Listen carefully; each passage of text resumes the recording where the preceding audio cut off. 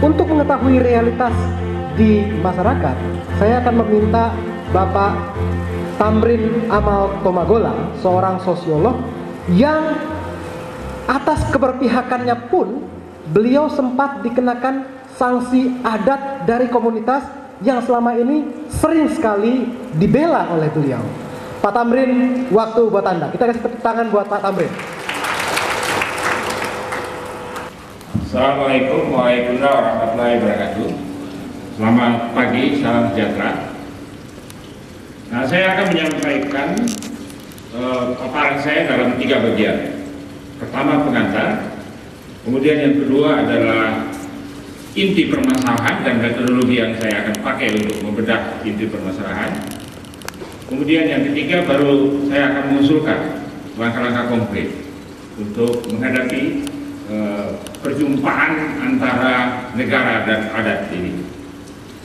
Nah, pertama-tama saya ucapkan terima kasih pada Pak Sutandio. Kebetulan saya juga ikut-ikut memikirkan ini tentang perjumpaan antara adat dan negara ini.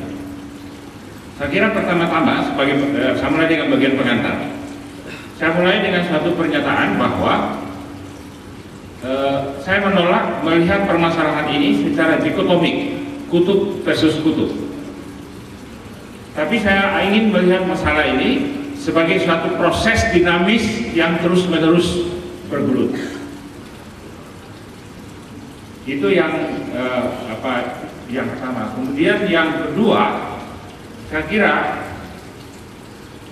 untuk melihat proses yang dinamis yang terus bergelut dari waktu ke waktu secara sangat nyata aktual di lapangan itu, maka barangkali dua pendekatan yang saling menafikan yang lain, yaitu pendekatan yang deduktif dan pendekatan yang induktif, saya kira tidak bisa salah satunya, tapi harus pendekatan yang kalau di dalam metodologi yang saya anut, dalam satu paradigma yang saya anut yang disebut dengan British Critical Realism, itu pendekatan yang diambil adalah pendekatan yang disebut oleh Bob Jessop, salah satu tokohnya, dengan two simultaneous movements.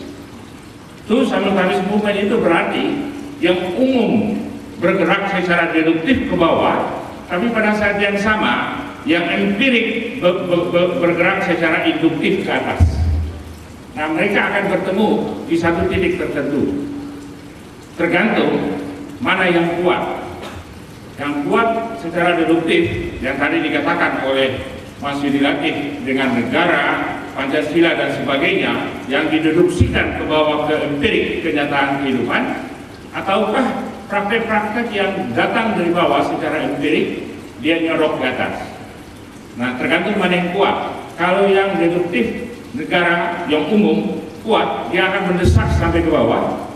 Tapi kalau yang kuat adalah praktek-praktek yang datang dari bawah, dan biasanya dalam banyak masyarakat itu praktek-praktek yang datang dari bawah yang lebih kuat, sehingga dia mendesak ke atas. Nah, tolak menolak ini bukan tolak menolak, sambut menyambut, ya.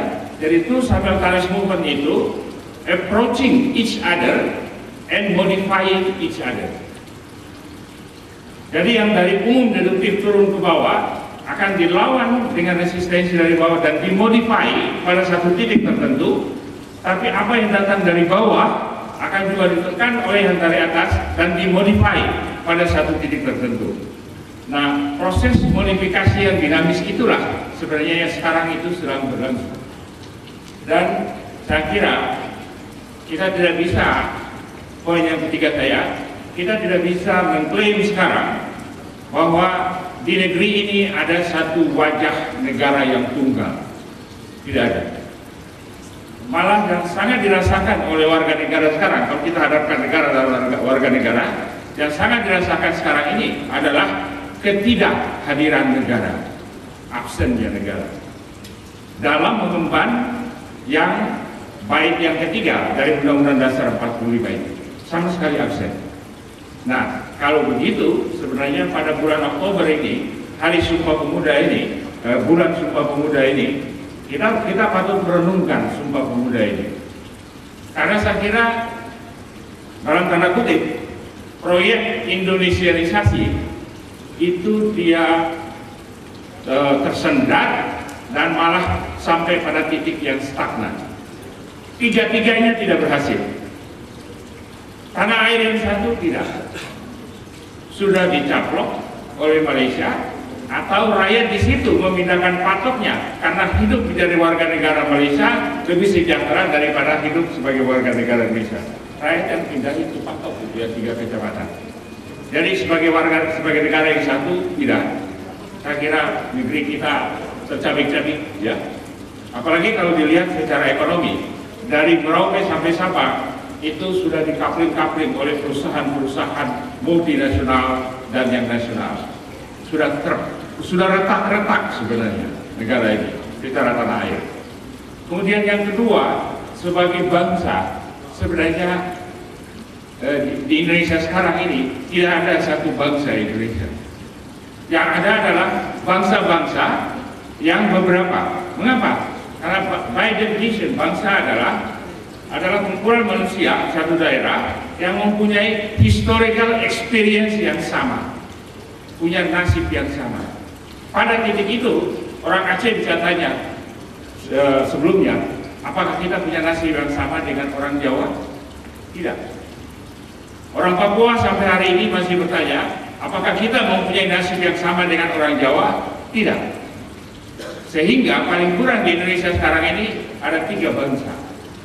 Bangsa Aceh, bangsa Jawa, dan bangsa Papua.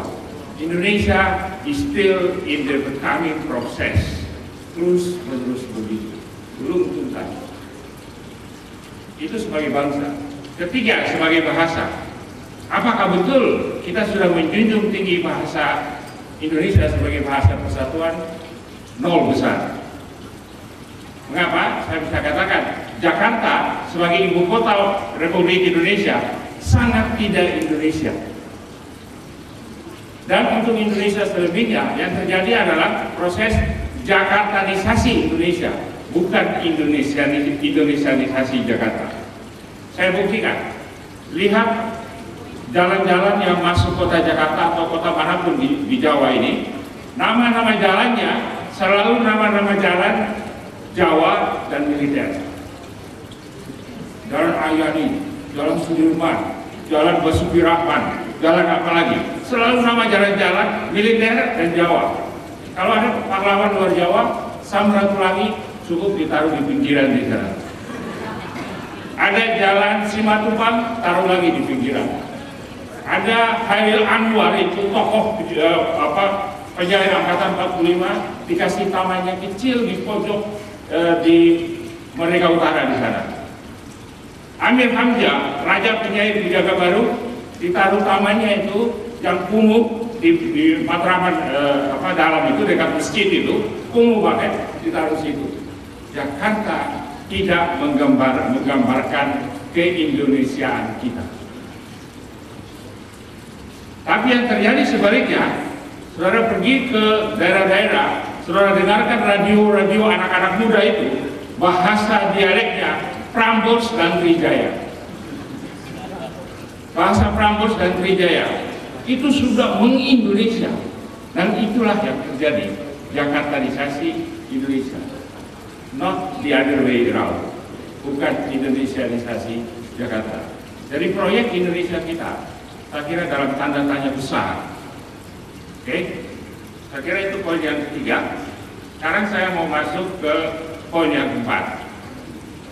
Inti dari kuliah umum Pak Astandio sebenarnya intinya adalah perjumpaan antara dua yang berbeda. Intinya dua yang berbeda, satu yang impor dari luar, yaitu konsep negara bangsa. Konsep negara bangsa itu konsep impor dari luar. Sesudah Westphalian Treaty 1845 dibawa ke seluruh dunia termasuk ke Indonesia. Datang negara bangsa masuk ke dalam Indonesia yang sudah ada adat istiadat, dan kemudian datang agama, juga agama-agama impor yang kemudian diakui oleh Tuhan yang baru di Indonesia, namanya Menteri Agama. Karena Menteri Agama bisa mengakui mana yang diakui sebagai agama dan mana yang bukan agama. Jadi playing God itu kan dalam bahasa Inggris. Nah, sehingga yang sudah ada adalah adat dan agama yang kemudian ketemu dengan negara, perjumpaan ini. Nah, dalam perjumpaan ini kalau kita teliti, kita kaji teori-teori perubahan kemasyarakatan itu, selalu di dalam perjumpaan dua yang berbeda itu selalu dua hal yang dipersoalkan, yaitu form and content. Apakah formnya, lembaga-lembaganya dulu yang diperkenalkan, baru kontennya kemudian, isinya kemudian. Itu yang terjadi dengan proses reformasi kita memasuki demokrasi. Yang kita lakukan adalah formnya, yaitu lembaga-lembaga demokrasi, KPU, MK, DPR, Presiden terpilih langsung dan sebagainya. Tapi kontennya masih konten feodalisme penjara, ya. Jadi udah feodal penjara lagi. Itu yang sekarang terjadi. Itu form and content. Ataukah kita utamakan konten dulu, formnya belakangan kita rubah. Artinya yang penting isinya dulu, baru kemudian lembaganya dirubah, disesuaikan. Selalu itu persoalan itu, form and content. Nah, kalau kita potret masyarakat kita pada saat sekarang ini, sebenarnya dalam perjumpaan antara yang impor dari luar negara bangsa dengan adat yang sudah lama bercokol di Indonesia, itu ada 3 solusi yang dicoba dirintis oleh bangsa kita. Ada 3 model, saya sebut dengan 3 model perjumpaan negara dan adat. Model yang pertama adalah model Bali. Di Bali ada desa adat dan ada desa dinas. Dua-dua merupakan institusi yang independen, jadi formnya dipertahankan dan kontennya juga masing-masing dipertahankan.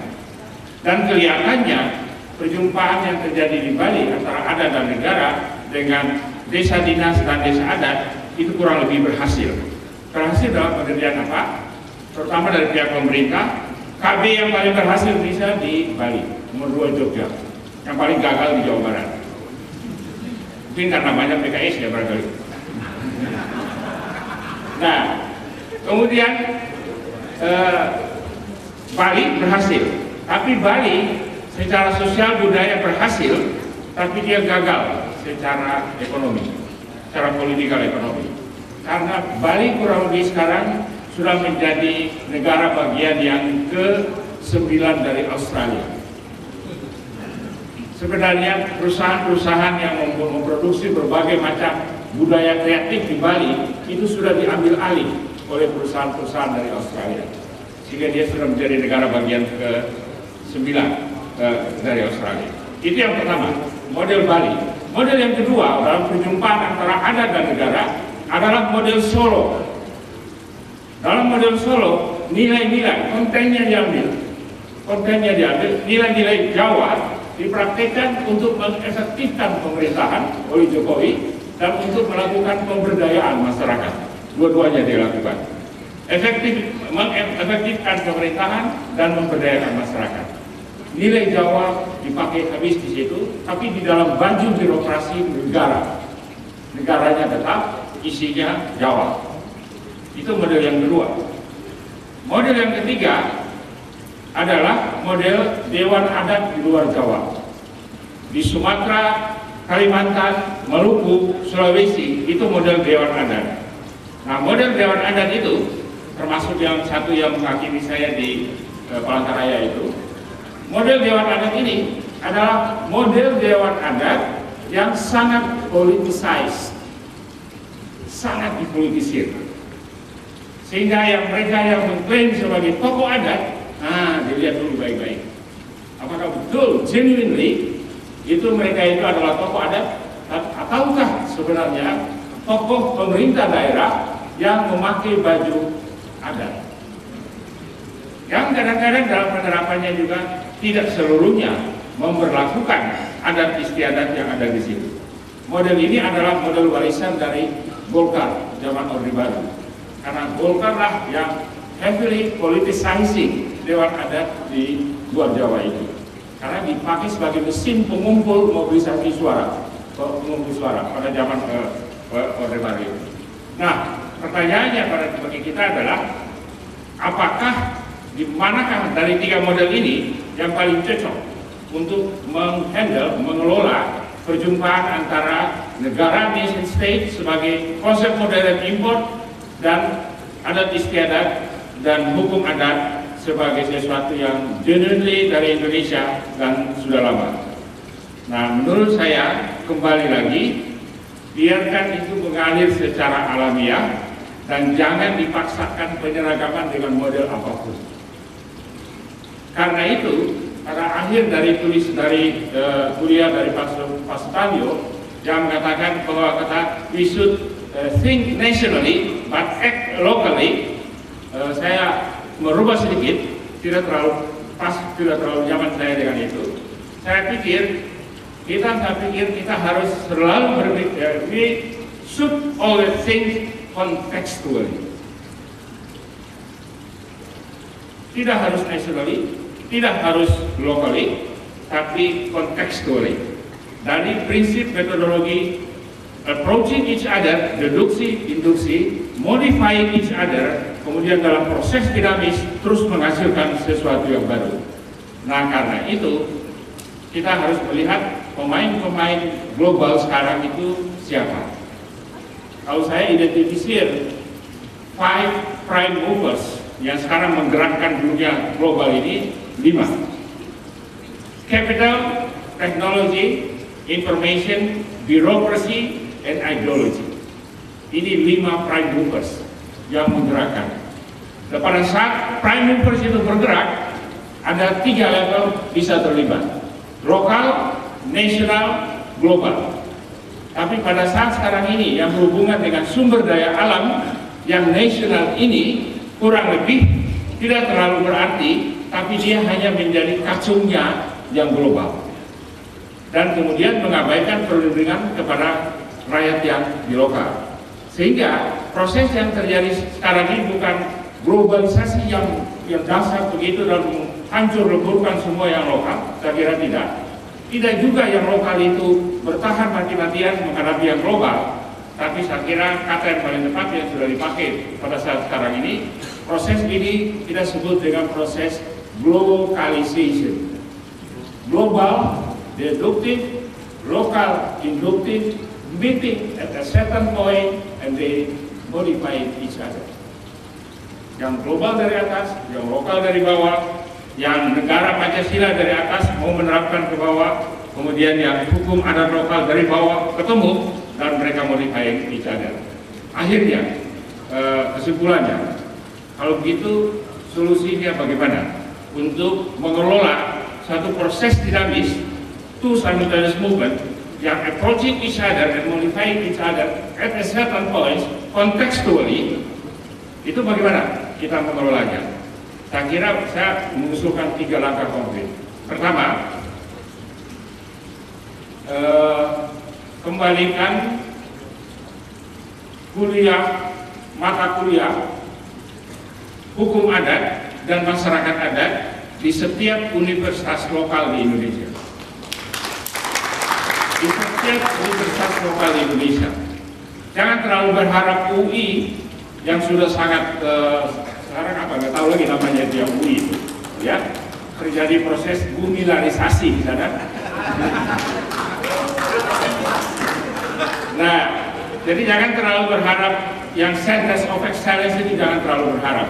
Tapi kita harus berharap yang lokal, di mana sesuatu yang kontekstual itu bergelut dengan sesuatu yang global dan yang dari bawah. Jadi pertama adalah kembalikan mata kuliah hukum adat dan masyarakat adat, 2 mata kuliah itu ke dalam universitas lokal. Itu yang paling utama. Karena dia akan mencetak orang-orang lawyer, kemudian pembela hukum, penasihat hukum dan sebagainya, orang LSM yang mengerti, sangat mengerti tentang masyarakat adat dan hukum adat. Kemudian yang kedua, saya kira kita harus menoleh pada proses pengadilan yang tadi sudah itu.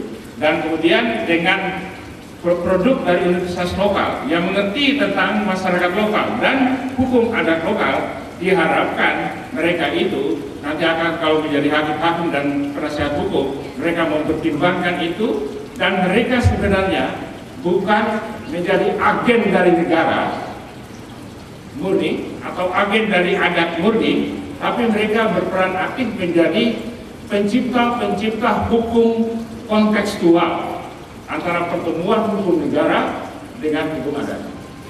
Sehingga memang di situ dibutuhkan inovator dan orang-orang yang kreatif untuk menciptakan hukum, bukan menerima hukum begitu saja, bukan.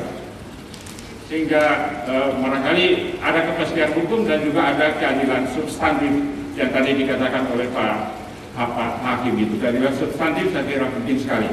Dan situlah challenge-nya pada pengadilan itu, pergulatan di situ untuk menciptakan hukum yang mempertimbangkan dua kutub itu. Kemudian yang ketiga, saya kira kita harus mulai menoleh pada perda-perda daerah, karena itu ujung tombak dari pengaturan secara lokal di situ. Nah, kita harus mengawal legal drafting dari perda-perda itu, sehingga dia mempertimbangkan baik hukum negara maupun hukum adat yang approaching each other and modifying each other itu. Itu yang ketiga. Keempat, harus saya sepakat dengan Pak Supardio, memang perlu penyuluhan, tapi bukan dengan semangat Orde Baru ya. Seakan-akan yang dalam kegelapan itu rakyat, jadi dia disuruh, padahal nyatanya yang di dalam lorong-lorong kegelapan itu birokrat yang gelap gulita dan banyak tikus-tikusnya itu. Bukan rakyat yang di dalam kegelapan, birokratnya yang dalam kegelapan sebenarnya. Sama dengan Densus menganggap rakyat itu kelompok penyandang masalah. Rakyat kelompok penyandang masalah, kamu birokrat itu yang penyandang masalah, bukan rakyat itu.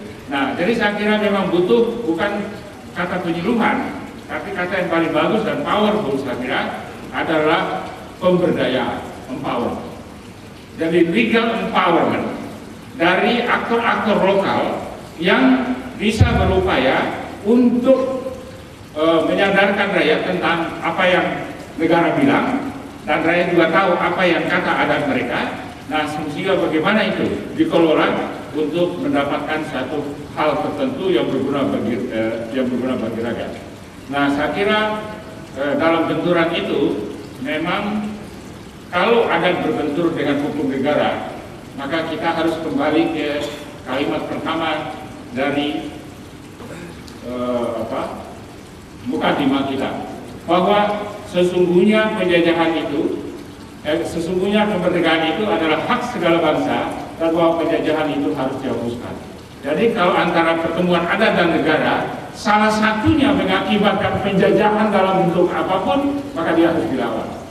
Apakah itu hukum dari negara ataukah hukum dari adat? Kemerdekaan itu yang paling penting.